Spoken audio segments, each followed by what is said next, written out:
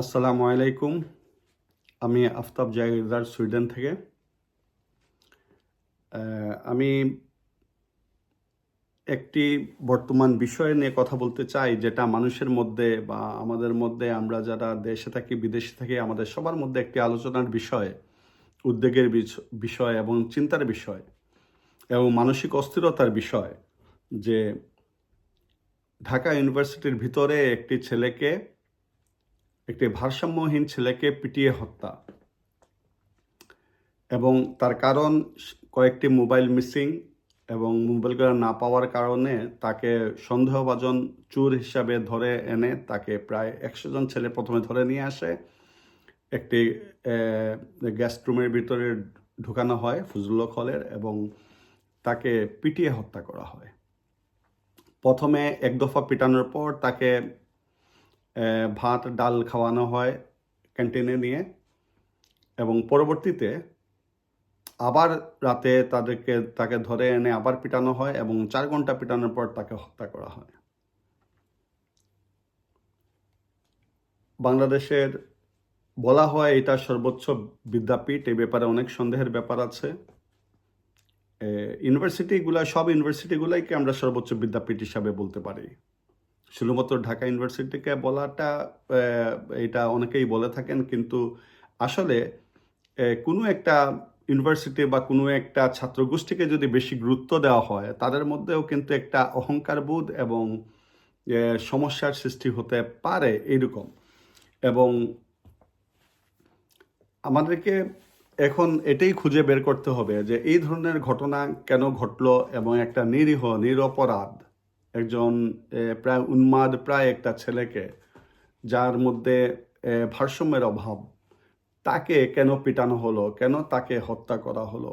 এখন ব্যাপারটা এখানে এসে দাঁড়িয়েছে যে আসলে কি ঢাকা ইউনিভার্সিটির বা বাংলাদেশের যেসব ইউনিভার্সিটি কলেজগুলো আছে, স্টুডেন্টরা পড়ালেখা করছে, তারা কি সবাই সুস্থ সবল, নাকি তাদের মধ্যেও কিছুটা ভারসাম্যহীন অবস্থা বিরাজ করছে, এবং এর কারণগুলো কি, আমাদেরকে এইগুলি উদ্ঘাটন করতে হবে। এবং এর প্রতিকার কি, প্রতিকারগুলো আমাদেরকে কাজ করতে হবে। প্রতিকারের দিক দিয়ে কোন কোন দিক দিয়ে এটা প্রতিকার করা যায়। তো সে বরগুনার একটি ছেলে, তার বাড়ি বরগুনার পাথরঘাটা, এবং সে তার বাবা মাহীন একটা ছেলে, তার বড় ভাইও পুলিশে ছিলেন, তিনিও হয়তো জীবিত নাই। তো সে একজন এতিম ছেলে, এবং তাকে অসহায় অবস্থায় সে ঢাকা ইউনিভার্সিটি ঘুরে না হয়, সে একটা দুইটা মোবাইল চুরিও করেছে খাওয়ার জন্য, পেটের খিদায় করেছে। চাকরি নাই, চাকরি পায় নাই। বাংলাদেশে বেকারত্ব একটা বড় সমস্যা, আমরা এটা জানি। এই বেকারত্বই সব উচ্ছৃঙ্খলতার মূলে আসে, এই বেকারত্ব। স্টুডেন্টরা মাঠে নামে চাকরির জন্য, এই চাকরির জন্য আন্দোলন করতে করতে এক সময় এক দফা আন্দোলন হয়ে সরকার পতন। এর সব কিছুর মূলে অর্থনৈতিক ব্যবস্থার ঘাটতি, মানুষের পরিবারের মধ্যে টাকা পয়সার অভাব, এবং সবাই একটা সচ্ছল পরিবারের জন্য, একটা সচ্ছল জীবনযাপনের জন্য কিন্তু যুদ্ধ করে যাচ্ছে। সকল পরিবর্তনের মূলে একটা সচ্ছল জীবনযাপন, শান্তিপূর্ণ জীবনযাপনের জন্যই মানুষের সংগ্রাম। কিন্তু আমরা দেখতে পাচ্ছি যে স্টুডেন্টরা, ছাত্রছাত্রীরা, কিছু সংখ্যক ছাত্রীকে আমরা বাদ দেব, ছাত্রছাত্রীরা যেমন তারা সন্ত্রাসের দিকে অগ্রসর হচ্ছে, চাঁদাবাজি, সন্ত্রাসী, মেয়েরা গ্যাং তৈরি করছে, ছেলেরা গ্যাং তৈরি করছে, এবং তারা দলবদ্ধভাবে চাঁদাবাজির ব্যবস্থা করছে, এবং সবাই উৎসুক কোন সময় কোন সরকার পরিবর্তন হবে, ওই সরকারের আন্ডারে তারা চাঁদাবাজিতে লিপ্ত হবে। তো আমরা এই ব্যাপারে অবশ্যই বর্তমান সরকার এই ব্যাপারে সতর্কতার সাথে কাজ করবে, এবং আমরা আশা করি তারা কাজ করছেন, যদিও তাদের কাজের মন্থর গতিতে অনেকেই হতাশ। এই দিক দিয়ে আমি বর্তমান সরকারকে একটি অনুরোধ করতে চাই, এটা হলো গিয়ে তারা যে কাজগুলো করছেন প্রত্যেক সপ্তাহে অর্থাৎ মাসে কিছুটা হলেও জনগণের সামনে এসে ব্যাখ্যা করেন যে আসলে তারা এই সপ্তাহে, এই মাসে কি কি অগ্রগতি অর্জন করেছেন। তারা ধীরস্থিরভাবে হয়তোবা খুবই দ্রুত গতিতে কাজ করছেন ভিতরে, কিন্তু জনগণের কাছে তা পৌঁছতে সময় লাগছে, এবং জনগণ মনে করছে যে তারা কাজ করছেন ধীরে। অতএব তাদের কাজের কিছু বহিঃপ্রকাশ, কার্যক্ষমতার যে দ্রুত গতি, তা একটু প্রকাশ করলে মানুষ স্বস্তি বোধ করবে যে না কাজ হচ্ছে। এটা আমাদের একটা দাবি। আপনারা এটা পর্যায়ক্রমিকভাবে সপ্তাহে মাসে একবার এসে জনগণের সামনে বিটিভি অথবা ইউটিউব চ্যানেলগুলোর মাধ্যমে প্রকাশ করেন যে আমরা এই আইনগতভাবে আমরা অগ্রসর হচ্ছি, এই দিক দিয়ে আমরা কাজ করছি, ওই উদ্যোগ নিয়েছি, ওইখানে সংস্কারমূলক কাজ করছি, উনি এটা করেছেন, ইনি এটা করেছেন, এইগুলি যাতে প্রকাশ করা হয় মানুষের শান্তির জন্য, মানুষ যাতে বুঝতে পারে যে কি কাজগুলো হচ্ছে। আমি আবার চলে যাই তোফাজ্জলের হত্যার ব্যাপারে। তোফাজ্জল ছেলেটাকে হত্যা করা হলো, এর মধ্যে সে মানসিকভাবে ভারসাম্য বলা হচ্ছে, কিন্তু আমার মনে হচ্ছে যারা তাকে হত্যা করেছে 100 ছেলে যেখানের মধ্যে তাকে মিছিল করে নিয়ে আসছে তারা সবাই ভারসাম্যহীন।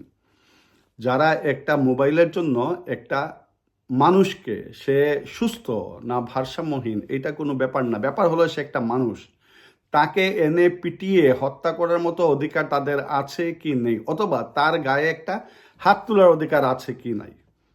কোনো মানুষের গায়ে একজন আরেকজনের গায়ে হাত তুলতে পারে না। বাংলাদেশে অবশ্যই এ ব্যাপারে স্পষ্ট আইন আসতে হবে যে কেউ কারো যতই রাগান্বিত হও, যতই দুঃখিত হও, একজন আরেকজনের গায়ে হাত তুলতে পারবে না। যখনই হাত তোলা হবে তাকে টার্গেট করে আইনের আওতায় নিয়ে আসা এবং শাস্তির ব্যবস্থা করা হবে। কারণ আমরা অতীতে দেখেছি আবরার হত্যা, সমস্ত রাত তাকে পিটিয়ে হত্যা করা হলো। তারও আগে আমরা দেখেছি একটি মহিলা তুবার মা যাকে স্কুলের গেটের পাশে ছেলেদরা মনে করে, শুধু অনুমান করে তাকে, একজন মহিলাকে নৃশংসভাবে হত্যা করা হলো। তারও আগে আমরা দেখেছি একটা হিন্দু ছেলেকে শিবির বলে কুপিয়ে হত্যা করা হলো বিশ্বজিৎকে। সে বারবার বলল, তার শুধু দাড়ি ছিল এর জন্য, সে বলছিল তখন, এটা আওয়ামী লীগ সরকারের প্রথম দিকে, যে আমি হিন্দু, আমি শিবির করি না, আমি হিন্দু, কিন্তু তারা এটা কোনো কিছু না শুনে তারা তাকে হত্যা। এটার মেন কারণ ছিল যে হত্যার মাধ্যমে একটা ত্রাস সৃষ্টি করা, সবাইকে জানিয়ে দেয়া যে এই সরকারের বিরুদ্ধে বা আমাদের ছাত্রলীগের বিরুদ্ধে কোনো কথা বলা যাবে না।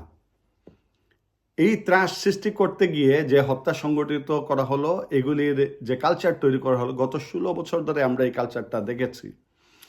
এবং এটা ইউনিভার্সিটিগুলোর মধ্যে, ছাত্র সমাজের মধ্যে ভয়ঙ্কর রূপ ধারণ করলো।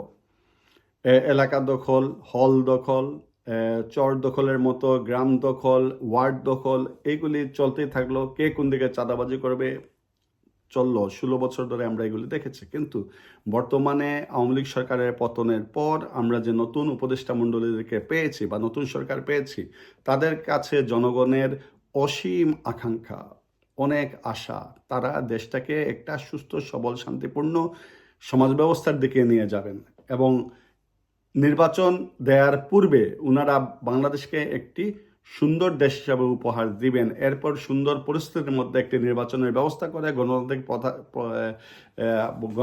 সিস্টেমকে, ডেমোক্রেসির মাধ্যমে দেশকে পরিচালনা করার জন্য দলগুলোর হাতে দেশকে ছেড়ে দিবেন, এরকম একটা আকাঙ্ক্ষা আমাদের আছে আমাদের। তবে এটার রোডম্যাপ কী হবে, তাদের কি পরিকল্পনা, তাদের রোডম্যাপটা কি, এটা নিয়ে মানুষের মধ্যে সংশয়। তারা এখনো কোনো সময় ডিক্লেয়ার করতে পারেন নাই কতদিন তারা থাকবেন, বা তাদের এইটা এতদিনে আমার মনে হয় এটা হয়ে যাওয়ার কথা যে তারা কতদিন তারা থাকবেন, কি পরিকল্পনার মাধ্যমে তারা সামনে অগ্রসর হবেন, এবং কতদিন পরে তারা মোটামুটি একটা আনুমানিক একটা সময় নির্ধারণ করে দেবেন যে এতদিন পর আমরা একটা নির্বাচনে দিকে যাব। তো এখনো তারা এটা প্রকাশ করেন নাই। জনগণের মধ্যে অশান্তি, অস্থিরতা, রাজনৈতিক দলগুলোর মধ্যে অস্থিরতা। রাজনৈতিক দলগুলা তারা মনে করছে তারাই একমাত্র ক্ষমতায় বসলে দেশটাকে তারা ঠিক করতে পারবে। আবার জনগণ মনে করছে রাজনৈতিক দল যদি ক্ষমতায় আসে তে আবার হরিলুট শুরু হবে, আবার চাঁদাবাজি, আবার এলাকা দখল। তো এই অবস্থার মধ্যে দেশের মধ্যে মোটামুটি আমরা এখন বলতে পারি একটা শান্তিপূর্ণ অবস্থা বিরাজ করছে। মানুষের মনে স্বস্তি, মানুষের মুখে হাসি, মানুষ স্বাধীনভাবে চলাফেরা করতে হবে। মানুষের শুধু দিতে হবে এখন মানুষের চলাফেরার নিরাপত্তা, মানুষের জানমালের নিরাপত্তা দেওয়াটা সরকারের প্রধান কাজ আমি মনে করি, এবং এই কাজটা তাদেরকে সুন্দর করে করতে হবে। পুলিশ প্রশাসনের মধ্যে মানুষের অভাব, পুলিশ প্রশাসনের মধ্যে যদি নতুন পুলিশ নিয়োগ করতে হয়, এই কাজটা যত তাড়াতাড়ি করা যায় করে ফেলাটা উচিত। এবং আমি এখন যে কথাটা বলবো এটা হলো গিয়ে যে এই যে ছেলেদের মধ্যে অস্থিরতা, মানসিক অস্থিরতা, পড়ালেখার মধ্যে মনোযোগ কম হওয়ার কারণে অথবা সবাই বিভিন্ন দেশের ছবি ফিল্ম দেখে তারা যা শিখছে, গ্যাংস্টার, মারামারি, হত্যা, এলাকা দখল, সবার ভিতরে একটা জিনিসই কাজ করছে যে আমাকে সবাই ভয় করুক এবং আমি তাদেরকে সবাইকে কন্ট্রোল করব। এতে তার অর্থনীতি ভালো হবে, তার সাথে যারা সাঙ্গপাঙ্গরা থাকে তারা কিছু টাকা পয়সার মালিক হয়, তাদের ব্যাংক ব্যালেন্সটা ভালো হয়, তারা চলতে পারে। কিন্তু এর মধ্যে সমাজের যে বড় ক্ষতি হয়ে যাচ্ছে এই দিকে তাদের কোনো খবর নাই। আমি এদিক দিয়ে সরকার, গত 16 বছরের সরকার বা তারও আগে যারা সরকাররা ছিলেন তারা, আমি সবসময় একটা কথা বলে থাকি যে বাচ্চাদের জন্য ছোটকাল থেকে স্কুলে, প্রি স্কুল থেকে নিয়ে স্কুল এবং বাচ্চাদেরকে যে মানসিকভাবে তৈরি করা, এটা বাংলাদেশে টোটালি এই কাজটা করা হচ্ছে না। এটার জন্য একটা প্রোগ্রাম নিতে হবে, ছোট ছোট বাচ্চাদের মানসিকভাবে কিভাবে তাদেরকে নৈতিক শিক্ষার ব্যবস্থা করতে হবে। প্রয়োজন বোধে 100 মার্কের নৈতিক শিক্ষার বই এনে দিতে হবে এবং সিলেবাস তৈরি করতে হবে যে এইটার মধ্যে মিনিমাম 40 মার্ক পেয়ে পাশ করতে হবে নৈতিক শিক্ষার উপরে। এবং এই নৈতিক শিক্ষা কিভাবে গঠন করা হবে, কি কি শিক্ষা দেওয়া হবে, প্র্যাকটিক্যালি থিওরিটিক্যাল এবং প্র্যাকটিক্যালি দুইটাই করতে হবে পরীক্ষার মাধ্যম, এবং তারা এই পরীক্ষায় পাশ করতে হবে। পাশ করে প্রত্যেকটা ক্লাসে এই নৈতিক শিক্ষা নিয়ে সবাইকে বড় হতে হবে।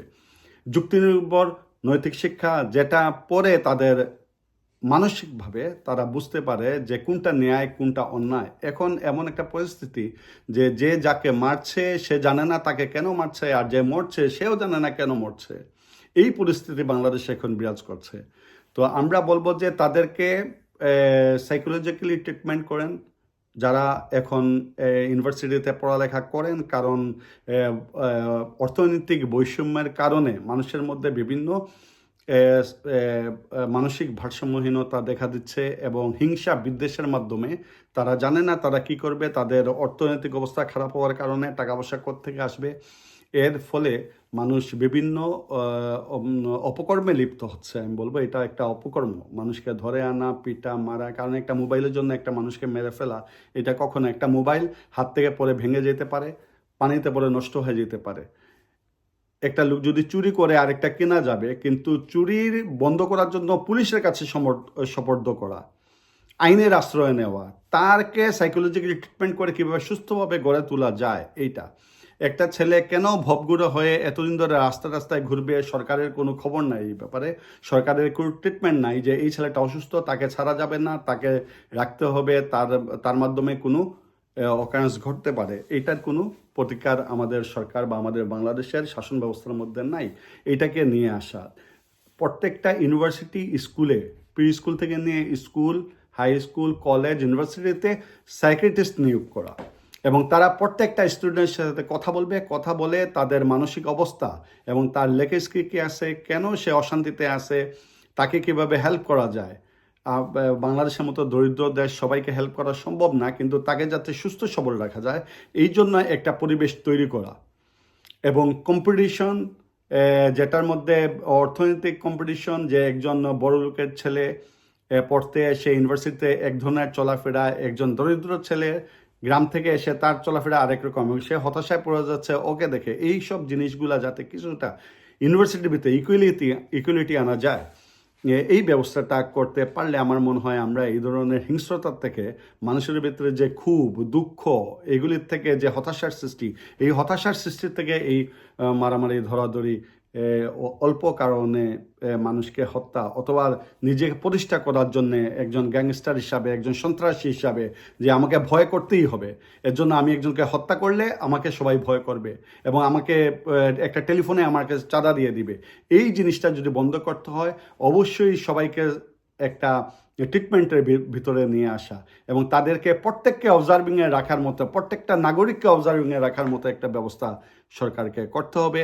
এবং এই ব্যাপারে আমি আশা করি বর্তমান উপদেষ্টারা এটা উদ্যোগ নেবেন যে স্কুল কলেজে কীভাবে ছেলেদেরকে, বাচ্চাদেরকে সুন্দর করে সুস্থ সবল একটা শিক্ষা ব্যবস্থা করা, তাদেরকে ছোটোকাল থেকে কীভাবে সুন্দর একটা ছোটকাল থেকে তাদের ব্রেনকে সুন্দর করে তৈরি করে দেওয়া, তাদের মস্তিষ্ককে কিভাবে মানুষের কল্যাণের দিকে নিয়ে আসার জন্য তাদেরকে তৈরি করে দেওয়ার এই ব্যবস্থাটা তারা করবেন বলে আমি আশা করি।